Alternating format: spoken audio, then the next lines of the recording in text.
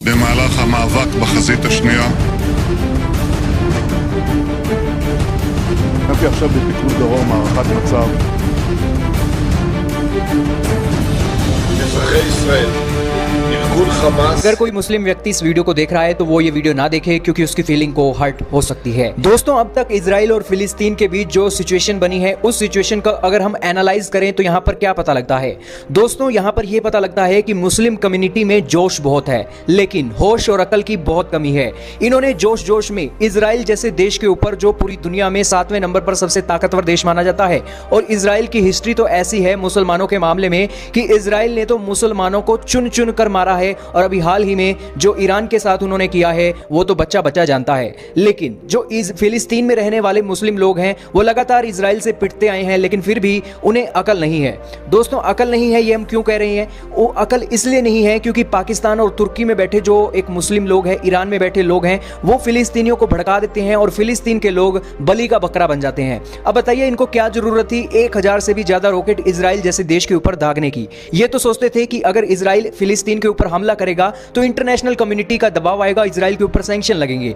दोस्तों, इजराइल को घंटा फर्क नहीं पड़ता है कि कोई यूरोपियन यूनियन और कोई दुनिया का देश उसके ऊपर सैंक्शन लगाए। और ये बात हम नहीं बोल रहे हैं, इजराइल का डिफेंस मिनिस्टर बोल रहा है, और वो कह रहा है कि हमें घंटा फर्क नहीं पड़ता है कि यूरोपियन यूनियन और United nation of security council हमारे देश के ऊपर कोई सैंक्शन लगाए और मोरल वैल्यू के ऊपर इजराइल को टोकाटाकी करे। इजराइल के डिफेंस मिनिस्टर ने कहा कि ये जो हम एयर स्ट्राइक कर रहे हैं ना फिलिस्तीन के ऊपर, ये एयर स्ट्राइक याद रखिएगा, इसकी कोई डेडलाइन नहीं है, अंतिम समय नहीं है कि इस तारीख के बाद इजराइल अपनी एयर स्ट्राइक करना बंद कर देगा। हम तो ये एयर स्ट्राइक तब तक बंद नहीं करेंगे जब हमास के आतंकवादियों को एक एक करके चुन चुन कर मार नहीं देते।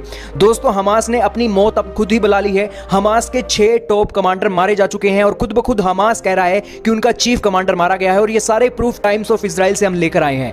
दोस्तों, ये वीडियो बहुत ही प्रूफ वाली होने वाली है और जो भी बातें हैं ये टाइम्स ऑफ इजराइल से ली गई हैं, हमारी तरफ से कोई बातें नहीं है। ये तो अब आपको सिचुएशन को पता लगा, लेकिन इजरायली डिफेंस मिनिस्टर ने कहा कि हमारी कोई लास्ट डेट नहीं है कि एयर स्ट्राइक हम कब बंद करेंगे। और इसी के चलते इजराइल के पीएम बेंजामिन नेतन्याहू ने आज कहा है कि इन हमास के आतंकवादी और इन मुस्लिम जिहादियों को हम उस आग में जलाएंगे जिस आग में उन्होंने सोचा भी नहीं होगा अपने सपने में भी कि इस आग में भी उन्हें जलना होगा। Israeli PM, Israeli defence minister और इजराइल की ऑपोजिशन पार्टी हैं, उनका भी बयान आया है कि हम इजरायली पीएम के साथ हैं। इस मुश्किल की घड़ी में, इमरजेंसी की सिचुएशन में जल्द से जल्द इन आतंकवादियों के खिलाफ कार्रवाई की जाए। और जो लीडरशिप की एक जो बातें उठ रही थी ना कि लीडरशिप नहीं है, वो अब सारी सेटलमेंट हो गई है। इजराइल की ऑपोजिशन पार्टी ने नेतन्याहू को सारा जिम्मा सौंप दिया है, स्थिति को संभाल लो। और इसी के चलते अब बड़े बड़े लोग कह रहे हैं जी पाकिस्तान और तुर्की की सेना यहां पर आएगी, और तो और तुर्की और रशिया मिलकर United nation of security council में अब एक ऐसा रेजोल्यूशन लाना चाह रहे हैं जिसके चलते जो एक फलस्तीन के लोगों को बचाने के लिए जो बाहरी सेना है वो डिप्लॉय की जाए। ये resolution United nation of security council में लाया गया है। हालांकि अगर तुर्की वाकई में ही ओटोमन एम्पायर और बड़ी बड़ी बातें करता था तो अपनी सेना उतार कर दिखाए इजराइल में, इजराइल टोटे टोटे ना कर दे फिर कहना। लेकिन दोस्तों, ये सारी सिचुएशन आपके पास मौजूद है और सारी सिचुएशन के बीच आप समझ सकते हैं कि इजराइल पूरे तरीके से तैयार है। दोस्तों, हमास के 6 आतंकवादियों को मारा गया है। मजाल है अब रॉकेट छोड़ने का दम हमास के आतंकवादी दिखाएं। जरूर इजराइल में सायरन दिखाई दे रहे हैं कि इजराइल में बज रहे हैं सायरन की रॉकेट आ सकता है, लेकिन फिर भी जो इजराइल ने मुंह तोड़ जवाब दिया है, मजाल है हमास के आतंकवादी अब कोई एक रॉकेट छोड़कर दिखाएं।